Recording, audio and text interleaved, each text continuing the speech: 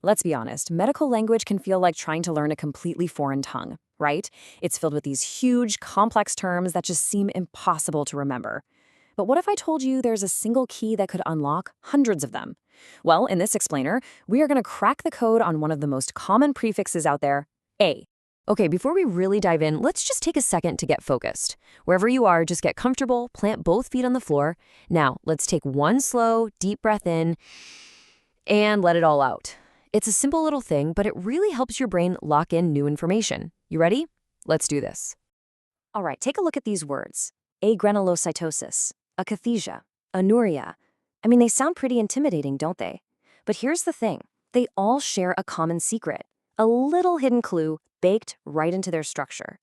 Any idea what it might be? You know, if you've ever tried to learn medical terminology, you know exactly what I'm talking about. It can feel like this endless, brutal task of just memorizing, like you're trying to cram an entire dictionary into your head. It's super frustrating, and honestly, it's just not a great way to learn. But what if there was a better way, a smarter way? What if there was a cheat code? See, instead of trying to memorize every single word one by one, we can learn to spot the patterns. And once you see the pattern, you can start to decode words you've never, ever seen before. And here it is. This is the cheat code. The big secret that all those intimidating words share is the prefix A.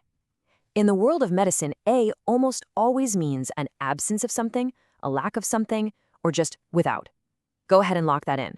This one little letter, that's our master key. This right here, this is our guiding principle for today. This is our new mantra. Say it with me. If I know the parts, I can decode the whole. Let's go see just how powerful this one simple idea really is. Okay, let's get into our first section, decoding clinical conditions. It's time to put our new cheat code to the test with some real-world medical terms. Let's see this A prefix in action. So we'll start with a whole group of terms that are all related to the absence of normal bodily functions. And hey, look at that. They all kick off with our A prefix. We've got anuria, amenorrhea, allosia, and anorexia. Let's pick one and tear it down. Let's take anuria. Remember that one from our mystery slide? So if we know that A means absence, and you might know that the part uria has to do with urine, then anuria literally means absence of urine.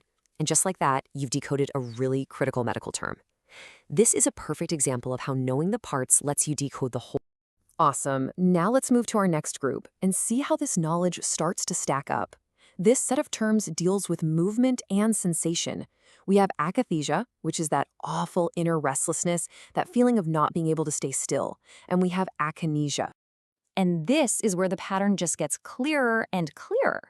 The root word kinesia refers to movement. So you add our prefix A for absence, and what do you get? Akinesia, a reduction or, quite literally, an absence of voluntary movement. See how the pattern just keeps working? The prefix can also help us figure out some important details. I mean, most of us have heard the word amnesia, but it turns out there are different kinds. The A part tells us there's a lack of memory. Anterograde amnesia is when you can't form new memories, while retrograde amnesia is when you lose old memories from before an event. The core absence is the same, but the other parts of the word tell us exactly what's missing. All right, you're doing great. Now, it's your turn. In this next section, I want you to be the decoder. We're going to do a little pause and predict. This is your shot to really test out this new skill. Okay, here are 3 brand new terms for you: anosmia, aseptic, and ataxia. Based on everything we've just talked about, I want you to actually pause this explainer and just try to predict what each one means. Don't worry about being perfect. Ready? Go ahead, hit pause and give it a shot. Okay, how did it go? So, anosmia is the absence of the sense of smell. Aseptic means without contamination, literally without sepsis. And ataxia is a lack of voluntary muscle coordination. Now, whether you got them all right or not doesn't really matter. The most important thing is that you just practiced thinking in patterns instead of just trying to memorize. That's the real win here. Okay, let's bring all this home in our final section, beyond rote memorization.